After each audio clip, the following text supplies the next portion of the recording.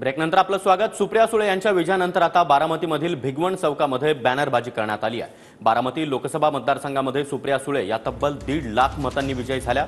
बारामतीमधून याचाच आढावा घेतलाय आमचे प्रतिनिधी दीपक कापरे यांनी।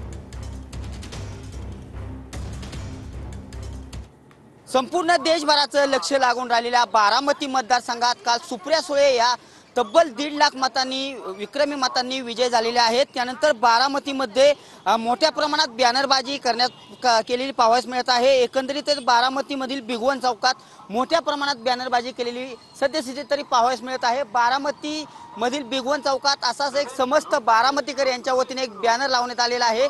या बॅनरवरती तू तारी त्याला कोण मारी असा या बॅनरवरती उल्लेख करण्यात आलेला आहे। त्याच्या बाजूला राष्ट्रवादीचे शरदचंद्र पवार गटाचे अध्यक्ष शरद पवार यांचा फोटो आणि रायगडावरील छत्रपती शिवाजी महाराज यांचा येथे हे देखील लावण्यात आलेला आहे। एकंदरीतच हा बॅनर सर्व नागरिकांचे सद्यस्थिती तरी लक्ष वेधून घेताना दिसत आहे। कॅमेरा पर्सन अभिजित पिशेसह मी दीपक कापरे, TV9 मराठी, बारामती।